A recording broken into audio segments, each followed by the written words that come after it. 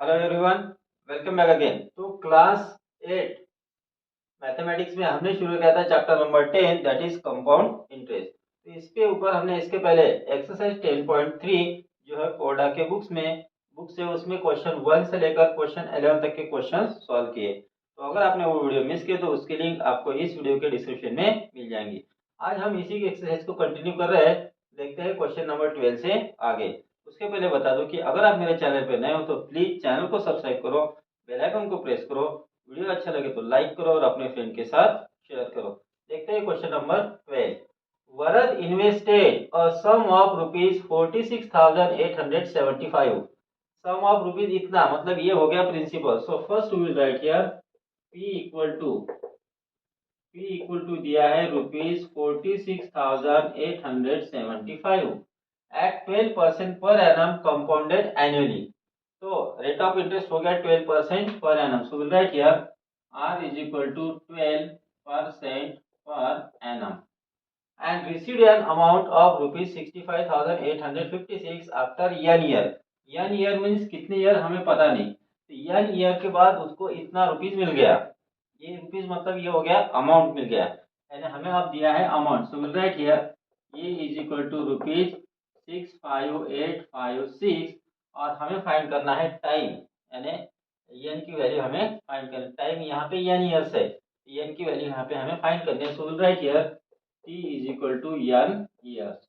ठीक है, अब हमारे पास अमाउंट का फार्मूला है। So will write here amount is equal to P into 1 plus R upon 100 power n। इस फार्मूले का यूज करके हम यहाँ पे n की वैल्यू फाइंड कर सकते हैं। यहाँ n की जगह हमें लिखना है T। ठीक है, ये फार्मूला है। So we will now put values. Amount कितना है 65,856 इक्वल टू प्रिंसिपल है 46,875 into 1 plus R means rate of interest कितना है 12 अपॉन 100 पावर टाइम पीरियड कितना है year year. So will write here year. Okay, अब जब भी हमें यहाँ पे टाइम पीरियड फाइंड करना होता है हम क्या करते हैं, पहले इसको यहाँ एलएचएस में ट्रांसपोज कर देते हैं। Therefore we get here 65856 upon 46875 equal to, यहाँ पे इसको ब्रैकेट को सॉल्व करेंगे सो 1 प्लस यहाँ पे 12 और 100 को 4 से डिवाइड होता है। सो 4 3 जा 12 और 4 25 जा 100। So we get here 3 upon 25 power n। अब यहाँ पे जो भी पावर है वही पावर यहाँ पे आना चाहिए, मतलब यहाँ पे जो पावर रहेगा वो पावर n की वैल्यू बनेगी। अब इसके लिए हम क्या करते हैं, तो सबसे पहले आप देखो कि ये किसका पावर है या क्या है, कुछ पता नहीं चल रहा। तो पहले हम इसको कैलकुलेट कर लेते हैं फिर इसके बारे में सोचते हैं। इक्वल टू 25 वन 25 प्लस 3 28, तो 28 अपॉन 25 आ गया पावर n। तो ये 25 का पावर n है, तो यहाँ पर भी ये जो नंबर है 25 का कुछ ना कुछ पावर होनी चाहिए। ठीक है, तो क्या ये दोनों को हम सिंप्लीफाई कर सकते हैं, इसके बारे में पहले सोचो। तो 2 की तो दोनों में टेस्ट नहीं लगती, 3 की लगती है, चेक करते हैं। 6 प्लस 5 11, 11 प्लस 8 19, 19 प्लस 5 24, 24 प्लस 6 30। तो इसमें तो 3 की टेस्ट लगती है। अब इसमें चेक करो 7 प्लस 5 12, 12 प्लस 8 20, 20 प्लस 6 26 प्लस 4 30। तो दोनों को 3 से डिवाइड होता है, तो चलो 3 से डिवाइड करते हैं। 3 1 जा 3, 3 1 जा 3, रिमेन 2 कैरी 8, 3 9 जा 27 रिमेन 1 कैरी 5, 3 5 जा 15 और 3 2 जा 6। ये आ गया, इसको 3 से डिवाइड करो। 3 1 जा 3 रिमेन 1, यहाँ पे कैरी 6 हुआ। 3 5 जा 15 रिमेन 1 कैरी हुआ 8, 3 6 जा 18 और फिर नीचे दिया 7, 3 2 जा 6 रिमेन 1 5, 3 5 जा 15। आंसर आ गया 15,625। ठीक है, तो 65856 को ठीक से हुआ क्या 65856 डिवाइडेड बाय 3। 3 1 जा 3 2 सॉरी 3 2 जा 6 0 5 3 1 जा, यहाँ पे 2 चाहिए था ना, 3 1 जा 3 2 8 3 9 जा 27 1 5 3 5 जा 3 2 जा 2 1 9 5 2, यहाँ पे 2 चाहिए था। अब ठीक है, अब 15,625 आया और यहाँ पे ये आया। अब फिर से डिवाइड होता है क्या, 3 से देखो 5 प्लस 2 7, 7 प्लस 6 13, 13 प्लस 5 18 प्लस 1 19। अब नहीं होता है, तो ये 25 का कौन सा पावर है ये हमें देखना पड़ेगा। तो 24 का स्क्वायर तो 625 है, तो 625 को अगर आप मल्टीप्लाई करते हो 25 से, 5 5 जा 25, 5 2 जा 10, 12 जा कैरी 1, 5 6 जा 30, 31, 2 5 जा 10 कैरी 1, 2 2 जा 4 और 5, 2 6 जा 12, 5 2 6 5 1, तो ये आ जाता है। तो 25 का क्यूब है 15,625। इसका मतलब ऊपर की जो नंबर है वो 28 का क्यूब होगी। ठीक है, तो हम क्या करते हैं अभी यहाँ पे, therefore we can write here 28 upon 25 bracket का पावर 3 लिखेंगे, क्योंकि ये 21,952 ये 28 का क्यूब है, 15,625 ये 25 का क्यूब है, इज इक्वल टू हो गया 28 अपॉन 25 पावर n। अब देखो LHS और RHS में दोनों का बेस सेम है, जब बेस सेम होता है तो पावर भी सेम होता है। therefore we can write here n is equal to 3। तो इस तरह से हमें यहाँ पे n की वैल्यू मिल जाती है। Got it? नेक्स्ट हम देखते हैं question number 13। Find the rate percent per annum if ₹4,000 amount to ₹5,324 in 1.5 years, interest being compounded half yearly. अब यहाँ पे जो इंटरेस्ट है वो हाफ ईयरली कंपाउंडेड किया है, यानी 6 मंथ के हिसाब से कंपेयर किया है। तो यहाँ पे हमें जो टाइम दिया है सबसे पहले, तो हमें 4,000 रुपीज का 5,324 रुपीज हो जाता है बोलते हैं, म्हणजे कंपाउंडेड इंटरेस्ट जो है कंपाउंड इंटरेस्ट के हिसाब से। तो टाइम पीरियड है 1.5 ईयर्स। तो पहले हम लिख लेते हैं यहाँ पे जो गिवन है। ठीक है, सबसे पहले दिया तो हमें प्रिंसिपल है, प्रिंसिपल इक्वल टू ₹4,000। ठीक है, फिर अमाउंट दिया है ₹5,324 और फिर टाइम पीरियड दिया है 1.5 ईयर्स। अब 1.5 ईयर्स, ये हाफ ईयरली हुआ तो कितने हाफ ईयर्स हो जाते हैं, 1 ईयर के 2 हाफ ईयर्स, और ये हाफ ईयर यानी 3 हाफ ईयर्स हो जाता है। तो दैट इज इक्वल टू कितना हो गया, 3 हाफ ईयर्स। ठीक है, अब हमें फाइंड करना है यहाँ पे रेट ऑफ इंटरेस्ट। तो रेट ऑफ इंटरेस्ट पे हम वही फार्मूला यूज करेंगे। देयरफॉर अमाउंट का formula, amount equal to P into 1 plus R upon 100 power T। अब इसमें हम सभी वैल्यूज को पुट करेंगे। So we will write now here amount है, therefore 5,324 equal to प्रिंसिपल है 4,000 into 1 plus rate of interest हमें दिया नहीं है वो फाइंड करना है। So right here R upon 100 power time period. अब देखो ये जो कंपाउंड इंटरेस्ट है वो half yearly rate of interest है, इसलिए हम यहाँ पे लिखेंगे जो टाइम पीरियड है वो हाफ ईयरली, यानी यहाँ पे लिखेंगे 3। ठीक है, 3 half years. So we will write now here therefore अब 4,000 को इधर ट्रांसफर करेंगे, 5,324 upon 4,000 is equal to 1 plus R upon 100 power 3। अब यहाँ पे हम कुछ नहीं कर सकते फिलहाल। अब देखो इनका पावर 3 है तो यहाँ पे भी पावर 3 आना चाहिए। तो यहाँ पे पावर 3 तो अभी नहीं आएगा, इन दोनों को हम अभी कैलकुलेट करते हैं। तो इनको 2 से डिवाइड हो जाएगा, ठीक है, या फिर 4 से डिवाइड होगा। देखो 4 से डिवाइड करते हैं तो 4 1 जा 4 रिमेन 1, 4 3 जा 12 रिमेन 1, 4 3 जा 12, 4 1 जा 4। तो 4 से डिवाइड करो, 4 1 जा 4, 1 2 3 इज इक्वल टू आ गया 1 प्लस R अपॉन 100 पावर 3। यहाँ पर मैंने न्यूमरेटर और डिनोमिनेटर दोनों को 4 से डिवाइड किया है। अब देखो डिनोमिनेटर में 1000 है, ये तो 10 का पावर 3 हो जाता है, लेकिन 1331 किसका क्यूब है ये हमें पता नहीं। ठीक है, तो यूनिट प्लेस पे 1 है। देखो ये नंबर जो है 10 के ऊपर का होना चाहिए और 15 के नीचे का। ठीक है, तो शायद 11 का हो सकता है। 11 का जो स्क्वायर है वो होता है 121। तो इसको फिर से 11 को मल्टीप्लाई करोगे तो क्यूब मिल जाएगा। 1 1 जा 1, 1 2 जा 2, 1 1 जा 1, तो 1 2 1 1 3 3 1 1 3 3 1 आ गया। इसका मतलब 1331 ये जो है 11 का क्यूब है।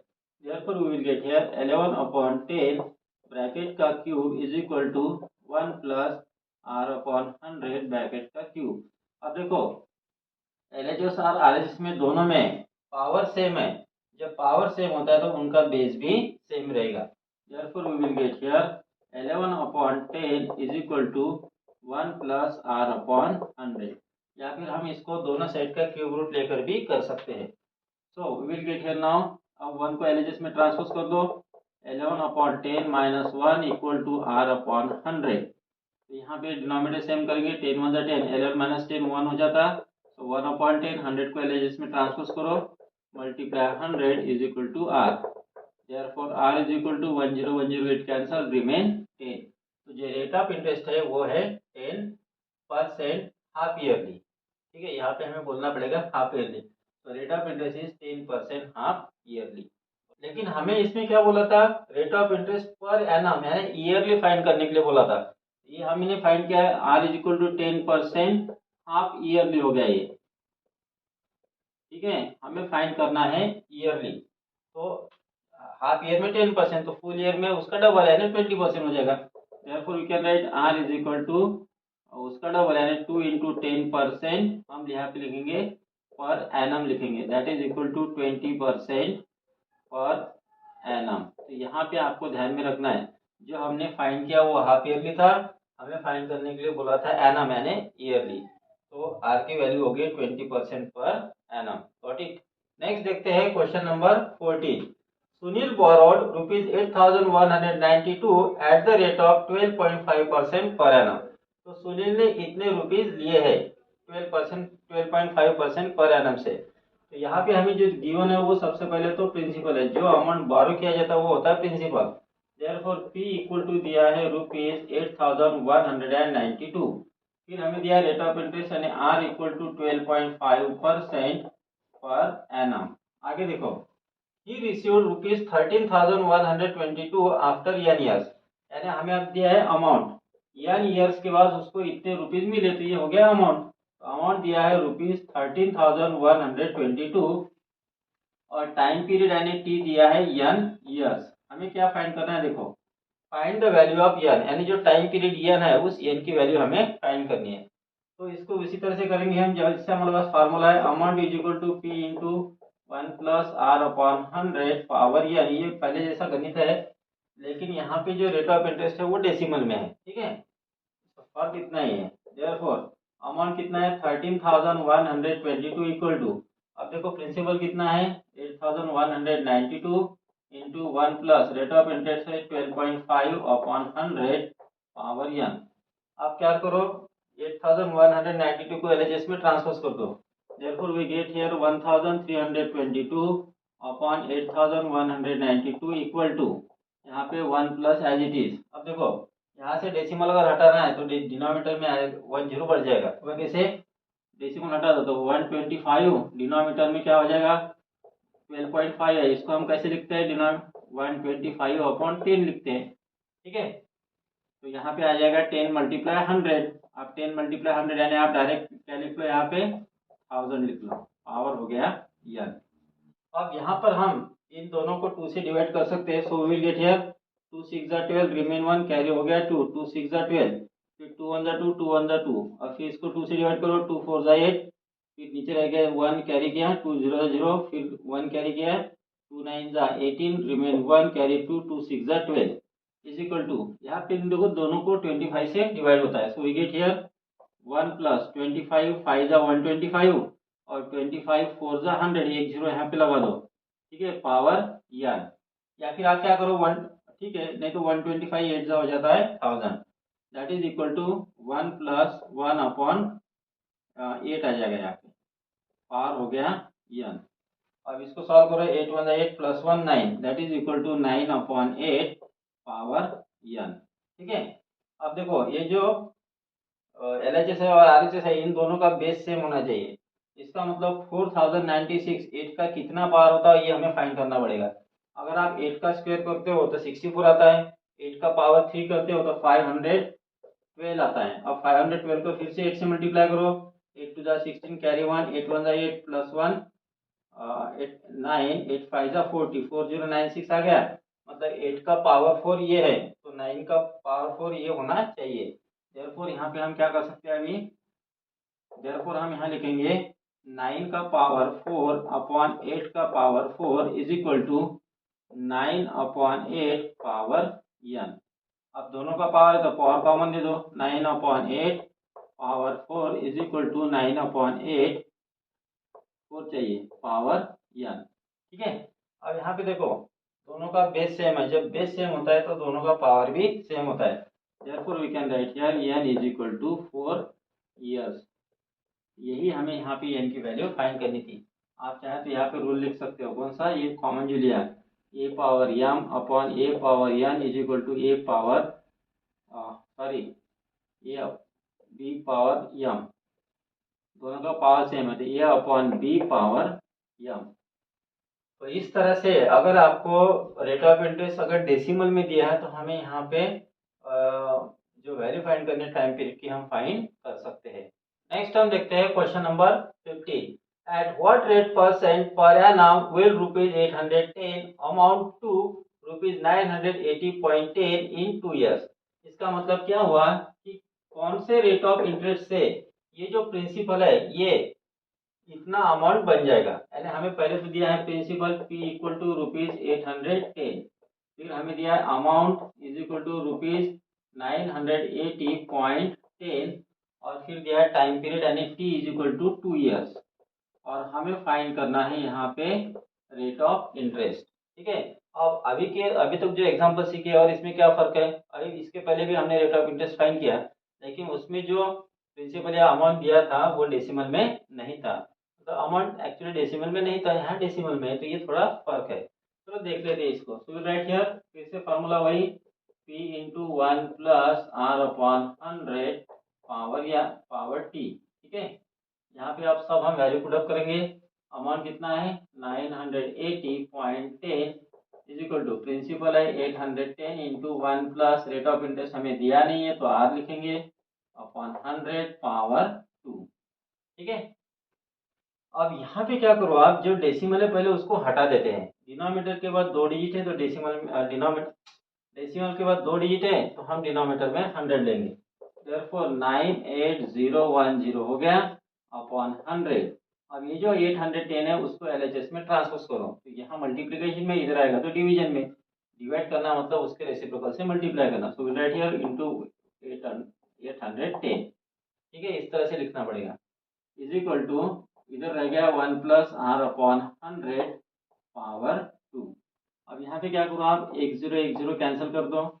ठीक है, so we get here therefore और ये जो है 9801 यहाँ पे रह गया 9801 और नीचे क्या होगा, यहाँ 81 है इंटू 100, 81 इंटू 100 यानी 81 के सामने 2 0 लगा दो इज इक्वल टू क्या रह गया 1 प्लस R अपॉन 100 पावर 2। अब हमें ये देखना कि ये नंबर किसका पावर है। हमें ये तो पता चल रहा है कि जो 81 है तो 9 का स्क्वायर 81 होता है, देयरफॉर 90 का स्क्वायर हो जाएगा 8100। लेकिन 9801 किसका स्क्वायर है ये हमें पता नहीं, लेकिन पक्का इतना है कि 90 के आगे की नंबर है। देखो अब 90 का स्क्वायर कितना होता है 8100 और 90 के आगे की नंबर है 100। ठीक है, 100 का स्क्वायर कितना होता है 1 के सामने 4 जीरो लगा दो 1 2 3 4 10,000। अब ये जो नंबर है 9801 जिसका हमें स्क्वायर रूट फाइंड करना है, ये नंबर इन दो नंबर के बीच में आती है। अब इन दोनों के बीच की एक नंबर फाइंड करो जो है 95। अब 95 का स्क्वायर करो कितना आता है, इसकी ट्रिक आपको पता है, यूनिट प्लेस में 5 है तो पहले डिजिट 9 है, 9 के आगे के नंबर लो 10, 10 का स्क्वायर कितना हो गया, सॉरी 9 है, 9 के आगे के नंबर 10, 9 इंटू 10 करो हो गया 90 और 5 का स्क्वायर 25 लगा दो तो 9025 आता है। अब ये जो नंबर है 95 के स्क्वायर के छोटी है या उससे बड़ी है, तो उससे बड़ी नंबर है ना। इसका मतलब इसके यूनिट टेंस प्लेस पे तो 9 आएगा। अब देखो यूनिट प्लेस का डिजिट, यूनिट प्लेस पे तो यहाँ पे कितना है 1 है। ठीक है, तो 1 कब आता है, कौन से डिजिट का स्क्वायर करके 1 आता है, एक तो 1 का स्क्वायर करो तो भी 1 आता है, या फिर अगर आप 9 का स्क्वायर करते हो तो 81 में 1 होता है। ठीक है, तो यूनिट प्लेस पे 1 रहेगा या फिर 9 रहेगा, इन दो डिजिट में से कौन सा रहेगा ये हमें इससे पता चलता है। जो मिडल नंबर है उसका स्क्वायर 9025 है और ये इससे बड़ी नंबर ये है, तो हमें 1 नहीं लेना है फिर 9 लेना है क्योंकि मिडल नंबर से बड़ी नंबर है ये। हम क्या करेंगे, यूनिट प्लेस का डिजिट 9 हो गया और अभी जो टेंस प्लेस है वो डिजिट 95 के आगे का रहेगा। ठीक है, तो वो है फिर 9, तो 99 का जो स्क्वायर है वो आ जाता है 9801। Therefore we will write here 99 upon और 8100 किसका है 90 का है। ठीक है, तो इन दोनों का स्क्वायर हो गया 1 प्लस R अपॉन 100 पावर 2। अब इसको हमें सॉल्व करना है। देखो दोनों साइड का जो पावर है पावर सेम है, पावर सेम है इसका मतलब बेस भी सेम रहेगा। देयरफॉर हम इसको कैसे लिख सकते हैं, तो we will write here therefore 99 upon 90 is equal to 1 plus R upon 100, या फिर आप इसको ऐसे भी बोल सकते हो taking square root of both side. देखो both these numbers are divisible by 9, therefore we get here 11 upon 10 is, अब क्या करो ये 1 को एलएचएस में लाओ, -1 is equal to R upon 100, 10 1 जा 10, 11 माइनस 10 यानी 1 हो गया, तो 1 upon 10 is equal to R upon 100 हो गया। देयरफॉर क्रॉस मल्टीप्लाई करो, 10 into R 10 R equal to 100 हो गया। Therefore R equal to 100 divided by 10 that is equal to 10% per annum. इस तरह से हमें यहाँ पे आर की वैल्यू मिल सकती है। तो आपको यहाँ पे ये ध्यान में रखना है कि आसानी से आप किस तरह से फाइंड कर सकते हो। इसकी अगर आप प्रॉपरली प्रैक्टिस कर लोगे तो इतना सब कुछ लिखने की आपको ज़रूरत नहीं पड़ेगी। Got it.